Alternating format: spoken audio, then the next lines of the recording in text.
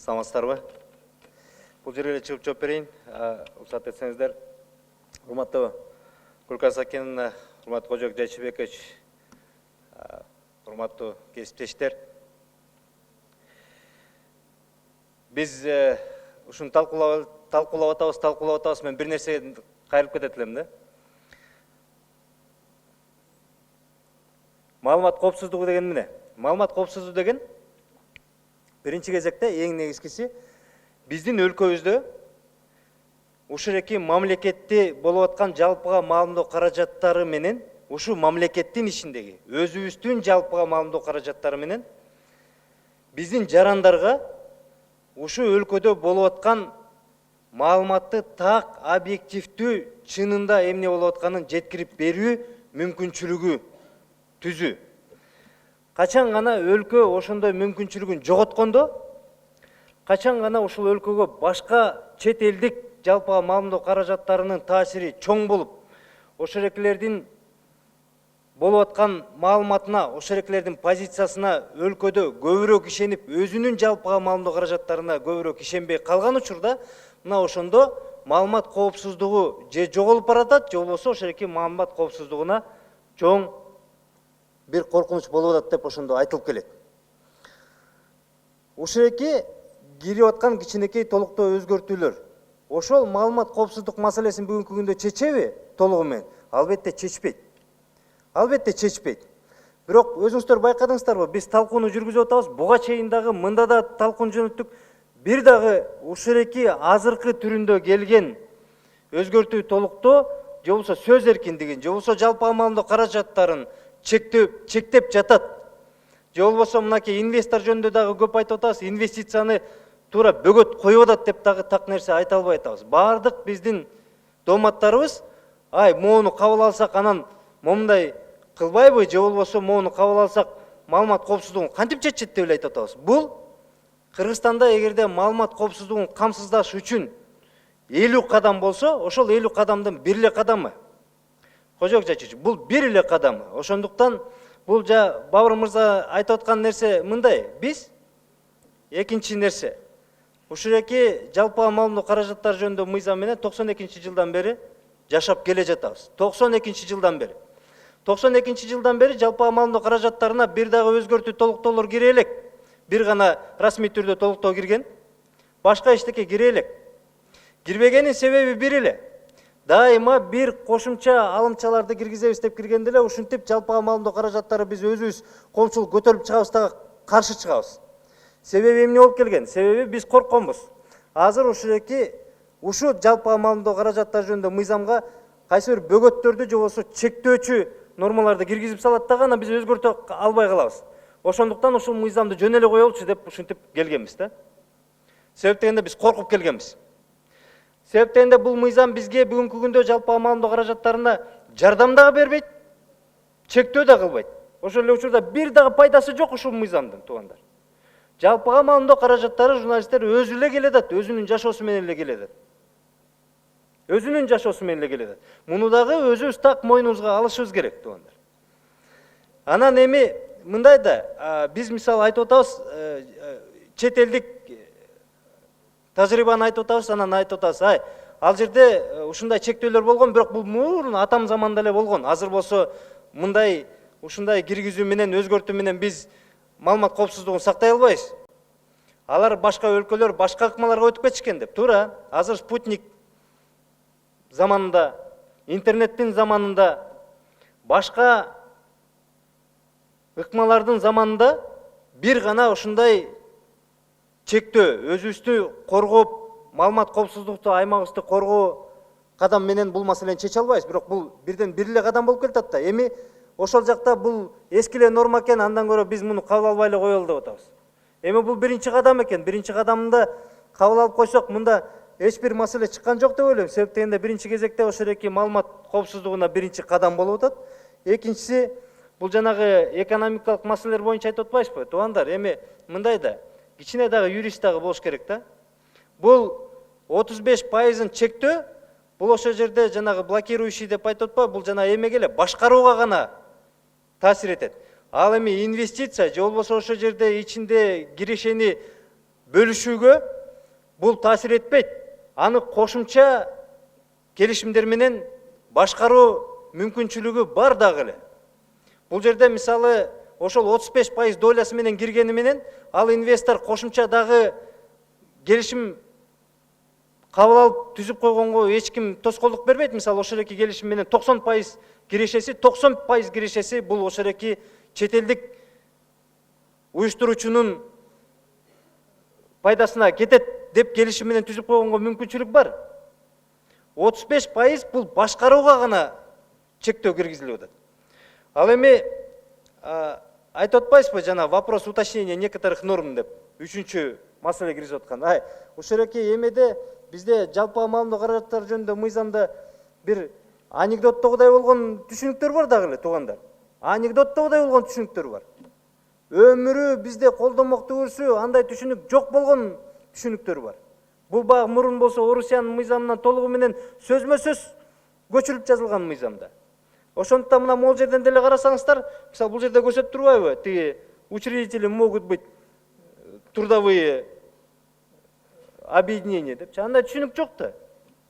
Ошолеклерди оңдоп атат, түзөп атат, тигинтип киргизип атат. Негизи жалпысынан мен каршы эмесмин да, колдоп кетет элем. Бирок мындай деп айтып кетет эле. Биз айтып атабыз, мисалы бул жерде айтып атат, рекламага урон болушу мүмкүн деп.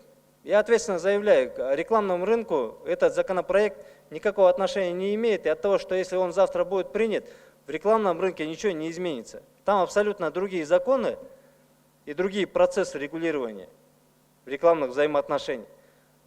Чтобы реклама в нашей стране была, не обязательно, чтобы здесь было средство массовой информации, обязательно со 100% учредителем, иностранным учредителем.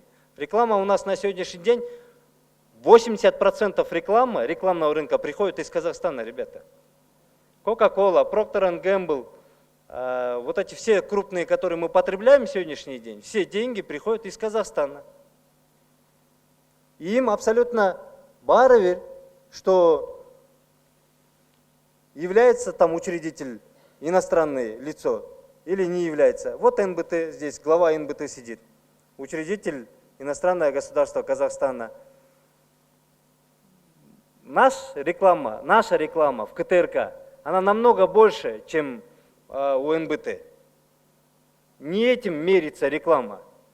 Если бы так было, то, наверное, тогда все наши казахи, наверное, рекламу, наверное, туда, наверное, давали бы. Наверное. Не этим мерится. У рекламы другие законы. В части касается инвестора, вот я уже сказал, что никакого препятствия этому, ну давайте вот открыто говорить, никакого препятствия инвесторам нет. Вот это именно эта норма.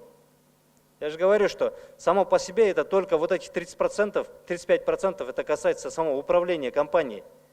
А распределение доли это можно будет сделать дополнительным соглашением. Я могу быть учредителем, 65% обладать в том или ином юридическом лице, но при этом распределение прибыли может регулироваться отдельным договором, по которому я буду получать только 5% прибыли, а 95% прибыли будет получать инвестор. Он тоже абсолютно регулируется. И вот я небольшое дополнение в части вот Никитенко Наталья Владимировна сказала, вот в части отчуждения. Отчуждение, Наталья Владимировна, это абсолютно легальное, нормальное понятие в гражданском законодательстве. Гражданское законодательство Кыргызской Республики предусматривает порядок отчуждения, то есть перехода собственности одного имущества к другим путем, и там перечисляется продажи, купли-продажи, передачи наследства, дарения и так далее, и так далее. Она на самом деле есть в гражданском законодательстве и в любом другом законодательстве, поэтому я не считаю, что это какое-то новшество. Но в целом я за то, чтобы мы на самом деле усиливали информационную безопасность не только вопросами применения норм законодательства, потому что мы пока, какие бы нормы законодательства мы не придумали, мы на самом деле не защитим. Это изменение норм законодательства, это только 5% защиты информационного пространства, друзья. Это только 5%. Остальные 95% зависит прежде всего от улучшения контента нашего собственной продукции. У нас должен быть развитый продакшн. у нас должны быть развитые средства массовой информации внутри, грамотные. И у нас должно быть грамотное, образованное население для того, чтобы оно могло разбирать, где является пропаганда, где является неправильная информация, где является ложь, где является правда, чтобы каждый гражданин это мог разобрать. Для этого нужно создать очень хорошие условия для наших средств массовой информации. Только тогда, когда мы привлечем наше население к нашим средствам массовой информации, мы тогда обеспечим информационную безопасность в нашей стране. Это самое главное условие. Самое главное условие. И мы все время говорим про российское влияние российских средств массовой информации в нашей стране. Ребята, влияние российских средств массовой информации, она тоже проходит уже. Этот век проходит. Вот новое поколение до 25, она телевидение уже не смотрит, ребята. А в интернет-пространстве нет там ничего влияния. Там есть общее влияние, где нужно разбираться. И идет новое поколение, к которому мы должны готовиться. Сейчас российские средства массовой информации у нас смотрят только по одной причине. Потому что у нас русскоговорящее население, и она понимает. А у нас растет другое поколение, которое уже англоязычное. Она смотрит уже другие источники. Они не смотрят телевидение, они находятся в интернете. До этого предыдущий спикер очень хорошо сказал. Мы об этом должны думать. Спасибо большое. Рахмат. Мен бір сұрау беріп қояйыншы, Илим. Мен бір сұрау беріп қояйын. Мынаке сен айтып атасың, маалымат коопсуздугу бүгүнкү күндө жокко чыгарып атасың да. Жок деп атасың, анткени интернет аркылуу каалаган нерсесин алат. Маалымат коопсуздугунун бүгүнкү күндө эч кандай ролу жок дегендей сөз айттың да. Андай болсо мынакей бул мыйзамды иштеп чыккан демилгечилер айтышып атпайбы? Бүгүн именно биз ушул маалымат коопсуздугун камсыз кылуу үчүн ушул мыйзамга өзгөртүүлөрдү киргизип атабыз деп атат да булар. Рахмат, мен жооп берем.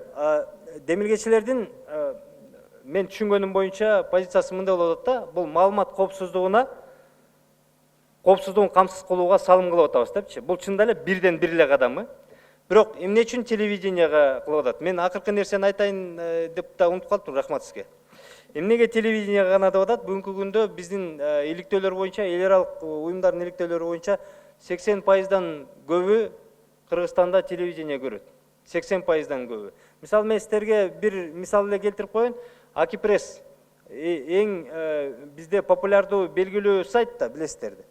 Bir ayda 2 milyon адам кирип окуду деп жакында өздөрү жарыялап чыгышты. Туурабы? Эң популярдуу интернет сайтыбыз. Эң популярдуу. КТРКда мисалы туугандар, бир суткада биздин көрүүчүбүз такталган 100% кепилдик. Эң азы 1 миллион 800 адам туугандар. 1 миллион 800 адам. Демек бизде интернет башка жалпы маалымдоо каражаттары менен телевидениянын айырмасы эки башка. КТРКда бир тигилже бул сюжет болуп кеткенде эртеси күнү биякта тимле саясий чаң тополоң болуп кетип атпайбы, туурабы? Жөн эле бир укмуш болуп кетип атпайбы, бир сюжет үчүн алат болду. Анан эми мындай да, эми биз мисалы бизде эгерде мындай, я очень прошу прощения, если я немножко грубо выражусь, если бы у нас власть не была бы адекватной, да? Вот если бы у нас депутаты не были адекватны, ну, тогда можно было бы бояться и говорить, ребят, сейчас вот если мы в любом случае не должны это позволять. Но вы посмотрите, какое было до этого предложение внести и каким оно стало. Практически все то, что мы говорили, возмущались, просили, оно же все убрано. Вот в этом законодательстве осталось только минимум. И это только один из многих шагов. Поэтому я не считаю, что эта работа абсолютно бесполезна. Эта работа полезная, но не в достаточной мере. Мы больше должны внести изменений и дополнений. Мы должны переработать тот же закон о средствах массовой информации Зайдхандай. Там очень много можно изменить. Мы должны посмотреть, что можно изменить в закон о телевидении и радиовещании. Это очень хорошо, что у нас сегодня такая власть, когда мы можем в открытую взять и покритиковать, и обменяться мнениями, и внести изменения, дополнения. Это же отлично. Это отлично. И Вот смотрите, у нас вот даже пример, элементарный пример по поводу 5-дневной регистрации иностранцев. Друзья, закон был принят. Хотели мы, не хотели, он был принят. И что произошло? Общественность вышла, средства массовой информации поддержали. Он же все уже, вот этот вопрос же решен же. Поэтому я пока не вижу таких вот больших опасений, которого мы боялись бы, которое могло бы пойти на то, чтобы мы ограничили свободу слова и так далее. Спасибо. Рахмат, Илим мырза, жакшы кенен баяндама кылдыңыз. Наталья Владимировна.